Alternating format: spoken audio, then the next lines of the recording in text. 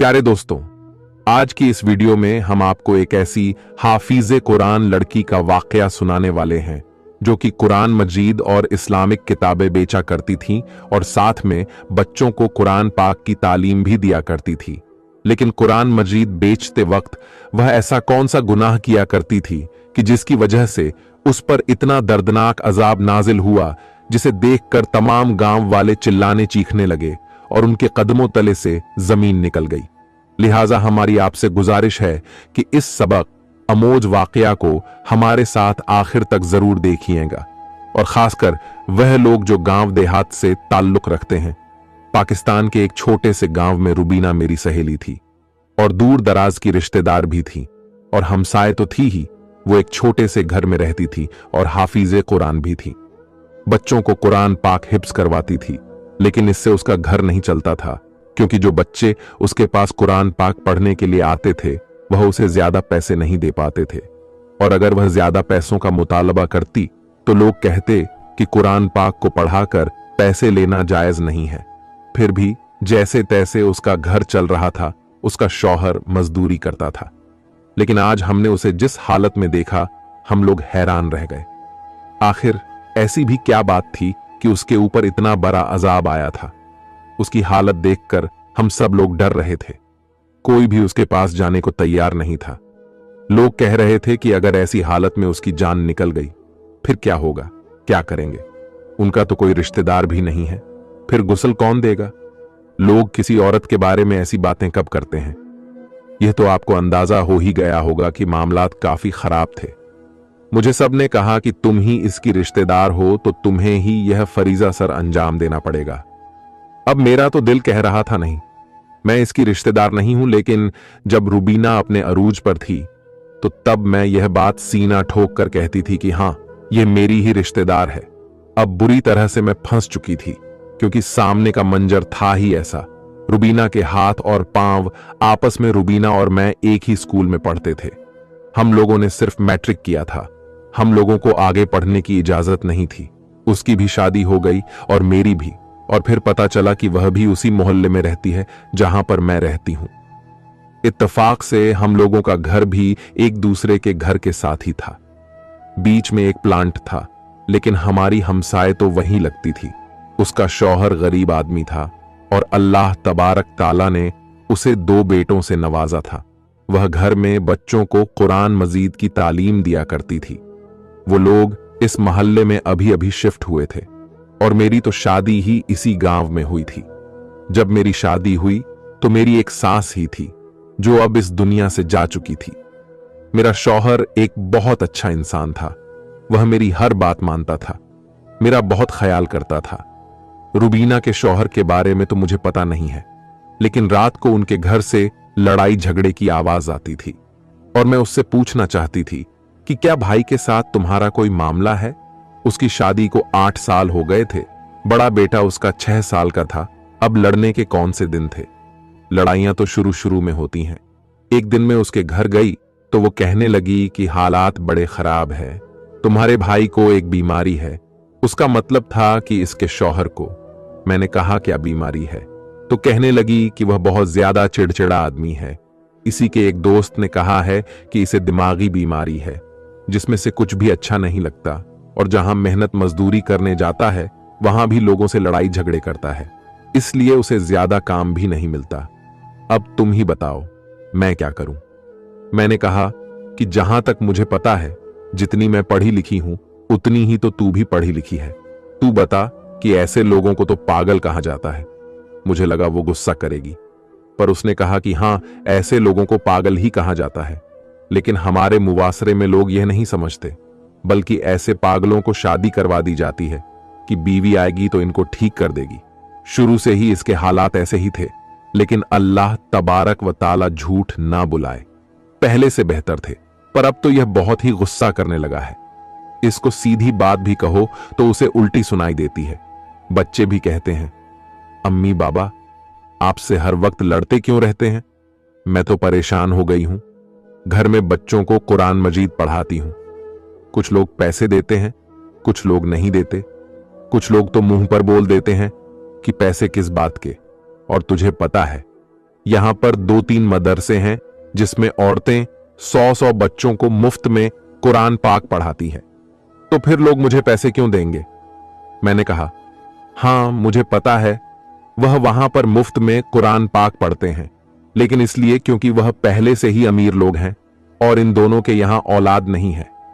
अपनी महरूम को दूर करने के लिए उन्होंने यह काम शुरू किया है। और एक तो खुद भी पढ़ाती नहीं है, लेकिन तू तो माशा अल्लाह हाफिज कुरान है ना? तो उसने कहा कि हां, तभी तो यह काम शुरू किया था, लेकिन कुछ नहीं मिलता। मैंने उसे कहा कि मैं अपने दोनों बच्चों को तेरे पास भेजूंगी, एक तो अभी छोटी है, पहले वाले को भेजूंगी और मैं तुझे पैसे भी दिया करूंगी। वह कहने लगी कि तू पैसे ना भी दे तो भी मैं तेरी दोस्त हूं और तू मेरे रिश्तेदार भी हैं और हमसाए भी हैं, तेरे साथ तो 3-3 वास्ते हैं। लेकिन मैं क्या करूं, ऐसे मेरा घर कैसे चलेगा? दिन पे दिन उनकी आमदनी कम होती जा रही है, खर्चे बढ़ते जा रहे हैं, महंगाई बढ़ती जा रही है और आमदनी कम होती जा रही है। तू खुद सोच, ये कितनी बुरी सूरत हाल है। ऐसे में क्या होगा? बात तो इसकी ठीक थी, लेकिन मैं उसके लिए क्या कर सकती थी? हर बंदे के अपने ही मसले होते हैं। हमारे हालात भी तो कुछ अच्छे नहीं थे। पर एक दिन मैं यह देखकर हैरान रह गई। वह कुरान पाक और इस्लामिक किताबें बेचने के लिए अपने घर में ही छोटा सा दुकान खोल देती है। मुझे मेरे बेटे ने बताया कि रूबीना आंटी के घर में दुकानें लगाई है। मैंने कहा कि कल तो उसे मिली हूं, उसके घर में कहां दुकान लगी थी। तो मैं टाइम निकालकर उसके घर में चली गई और मैंने देखा तो वह सच में छोटा सा दुकान की थी, जो कुरान पाक और इस्लामिक किताबें की थी। मैंने उससे पूछा कि यह दुकान खोलने के पैसा कहां से आ गई, तो वो कहने लगी कि उन्होंने कुछ पैसे दिए। तो मैं सोची, बच्चों को कुरान पाक और इस्लामिक तालीम देती हूं तो क्यों ना मैं किताबें रख लेती हूं। मेरे पास से ही कुरान मजीद या और सब किताबें खरीद लेंगे तो कुछ मेरे घर की हालात सुधर जाएंगे। फिर मैंने कहा, इतने पैसे थे तुम लोगों के पास? तो कहने लगी कि हां, वो उनकी कमेटी निकली थी। मैंने उसे कहा कि चलो मुबारक हो, ये तो बहुत ही अच्छी बात है। अभी कल ही तू परेशान हो रही थी और कह रही थी कि पैसे कहां से आएंगे, और देख अल्लाह ताला ने पैसों का इंतजाम बना दिया। और मुझे भी मेरे बेटे के लिए एक नूरानी का किताब खरीदना है। मैं आज ही शाम को मार्केट जाने वाली थी, लेकिन अब तुम्हारे पास से ही किताब खरीद लेती हूं। मैंने उसके पास से अपने बेटे के लिए किताब खरीद कर अपने घर चली आती हूं। चुनांचे शाम को मैंने जब अपने शौहर के सामने खाना रखा तो उसे यह बात बताई कि रूबीना और मुनीर ने अपने घर में ही इस्लामिक किताबों का दुकान खोला है। मेरे शौहर ने कहा कि ठीक तो है, लेकिन उनके पास इतने पैसे कहां से आए? मैंने कहा कि कह रहे थे कि कमेटी निकली है। मेरे शौहर ने कहा कि ठीक तो है, अल्लाह का शुक्रिया करे। इसी तरह दिन गुजरते गए और रूबीना का हालात पहले से बहुत सुधर गए। वह सब खुशी खुशी अपने जिंदगी के दिन गुजार रहे थे। तकरीबन 1 साल बाद अचानक रात को रोने और चिल्लाने की आवाज आई। उनके दोनों बेटे जोर जोर से रो रहे थे। हम दोनों मियां बीवी हड़बड़ा कर उठे। मेरे शौहर ने कहा कि ये तो रूबीना के बेटे के रोने का आवाज आ रहा है। हम दोनों उसके घर की तरफ दौड़ पड़े, लेकिन जब हम इस तरफ गए तो दरवाजा पहले से ही खुला हुआ था। इसका मतलब था शायद मुनीर घर से जा चुका था। मेरे शौहर ने अंदर जाकर देखा कि चोर का मामला तो नहीं, लेकिन अंदर कोई भी नहीं था। बच्चे अपने कमरे में बैठे थे। उसने मुझे कहा कि मैं मुनीर को जाकर देखता हूं, लगता है कहीं आस पास गया है। तुम जाकर बच्चों को देखो। तो बच्चे इस तरह डरे से बैठे थे जैसे उन्होंने भूत देख लिया हो। डर तो मुझे भी उन्हें देखकर लग रहा था। मैंने कहा कि क्या हुआ है, क्या बात है? तो कहने लगे कि वह अम्मी। मैंने कहा क्या हुआ है? तुम्हारी अम्मी का। तो कहने लगी कि कुछ हो गया है अम्मी को। मैंने कहा कहां है तुम्हारी अम्मी? तो उन्होंने कहा अपने कमरे में, उस तरफ इशारा किया कि जैसे उस कमरे में उसकी मां नहीं बल्कि कोई भूत हो। मैं भी परेशान हो गई। मैंने उनके आंसू साफ किए और उनको पानी पिलाया। मैंने कहा आओ मेरे साथ, तुम्हारी अम्मी को देखते हैं। तो वह फौरन पीछे हट गए कि नहीं नहीं, हम नहीं जाएंगे, आप खुद जाएं। हम बिल्कुल भी नहीं जाएंगे।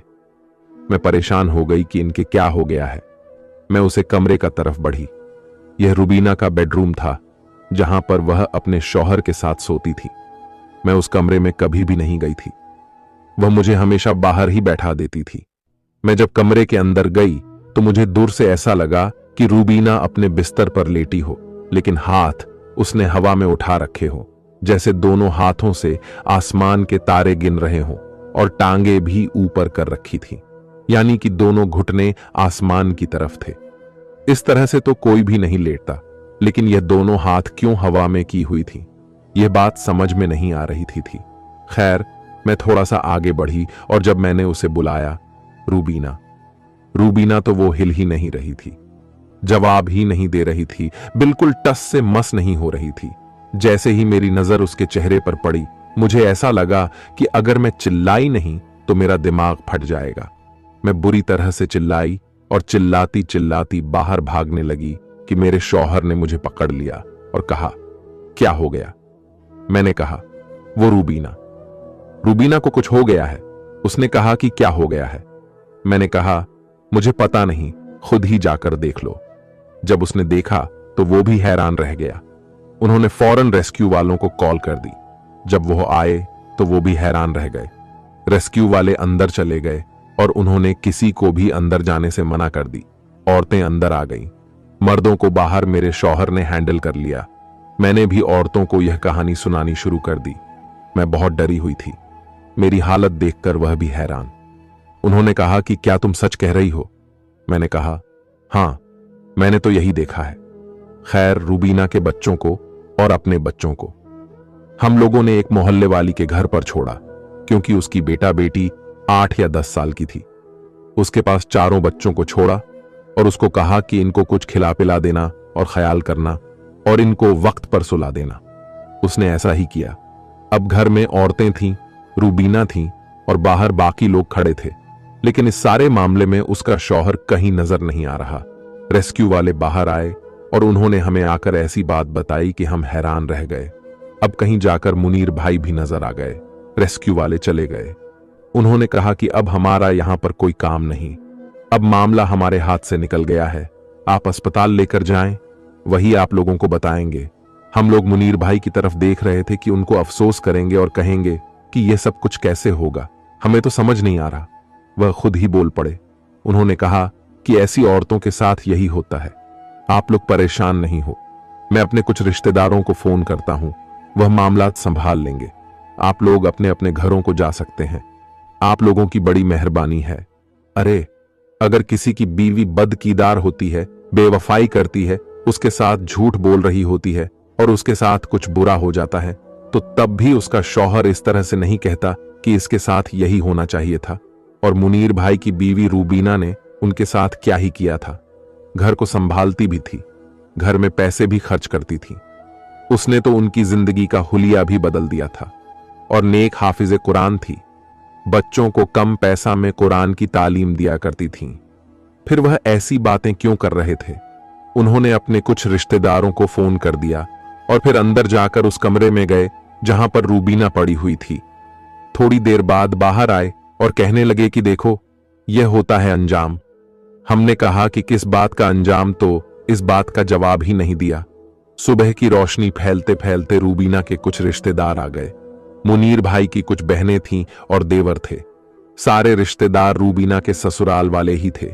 जब उन्होंने यह मंजर देखा तो वह भी हैरान रह गए और उन्होंने कहा कि हमसे तो यह सब कुछ तमाशा नहीं देखा जाएगा, न बर्दाश्त किया जाएगा, हम तो यहां से जा रहे हैं। मुनीर को अफसोस कहते हुए वह वहां से निकल गए और हम लोग हैरान रह गए। रेस्क्यू वालों ने आके हमें बताया था कि रूबीना अब इस दुनिया में नहीं रही, वो इस दुनिया से जा चुकी है।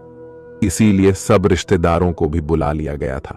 किसी ने मशवरा दिया कि मुफ्ती साहब को बुलाकर लाया जाए, वह कोई दम दरूद करे, शायद कुछ असर हो। लेकिन मुनीर ने इनकार कर दिया और उसने कहा कि इसका कोई भी फायदा नहीं है, यह मामला आप लोगों की सोच से भी ऊपर है। लेकिन थोड़ी देर बाद उन्होंने अजीब सी हरकत की। उन्होंने उस दुकान को बंद कर दी और बीवी मर गई। वो इस दुनिया से चलेगी। चेहरे पर कोई अफसोस नहीं, कोई निदामत नहीं। और मेरे शौहर ने मुझे कहा, मुझे तो कुछ और ही मामला लगता है। मुझे लगता है यह आदमी पागल हो गया और इसने ही अपनी बीवी के साथ यह सब कुछ किया है। लेकिन रेस्क्यू वालों ने बताया था कि इस तरह का कोई मामला नहीं है, बल्कि इनको तो मामला समझ ही नहीं आया था कि असल में हुआ क्या है। ये बात किसी को समझ नहीं आ रही थी। रिश्तेदार जा चुके थे। अब सारी औरतें मेरी तरफ देख रही थीं कि तुम भी तो रिश्तेदार हो, तुम्हारी तो इसके साथ दोस्ती भी थी, तुम ही इसको गुस्ल दो। मैंने कहा कि मैं 1 मिनट के लिए वहां पर खड़ी हुई थी। मेरी अभी तक अपनी हालत ठीक नहीं हुई, मेरे हाथ पांव अभी तक काम नहीं कर रहे और तुम लोग कहते हो कि गुस्ल दो। मैं गुस्ल नहीं दे सकती, मैं यह नहीं कर सकती, मुझसे नहीं होगा। सब औरत मुझको आकर बारी बारी यही कह रही थी। शायद उनको लगता था कि यह काम मैं ही कर सकती थी, लेकिन मेरे अंदर इतनी हिम्मत नहीं थी। रूबीना की जो हालत थी, मैं उसकी शक्ल 1 मिनट के लिए भी नहीं देख सकती थी, लेकिन फिर मुझे यह सब कुछ करना ही पड़ा और मैंने एक औरत को अपने साथ मिला लिया। यह ऐसी औरत थी जिसने कुछ दिन पहले अपने सारे खानदान को खो दिया था, इसलिए उसे किसी बात का डर नहीं था और उसको किसी किस्म का अफसोस भी नहीं था। उसने मेरा साथ दिया और हम लोगों ने किसी तरह से उसको गुस्ल दिया, लेकिन मामला ऐसा था कि रूबीना के हाथ पांव सीधे नहीं हो रहे थे और उसके चेहरे पर एक अजीब सी मुस्कुराहट थी। बुरी तरह से हंस रही थी और ऐसे लगता था कि जैसे वह हंस रही थी और किसी ने उसे वहीं पर रोक लिया। उसकी मैयत बिल्कुल सख्त हो गई। बड़ी मुश्किल से उसको दफनाया गया। सारे गांव के लोग बहुत ही ज्यादा परेशान थे कि आखिर रूबीना ने ऐसा कौन सा गुनाह किया था जो इसको ऐसा दर्दनाक अजाब आया था। तभी एक औरत बोली। वह तो नेक हाफिजे कुरान औरत थी।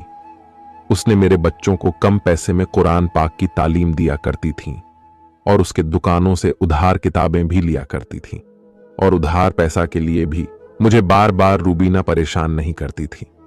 कुछ देर खामोशी के बाद गांव के सब लोगों ने सोचा कि अब इसका राज मुनीर भाई ही बता सकता है।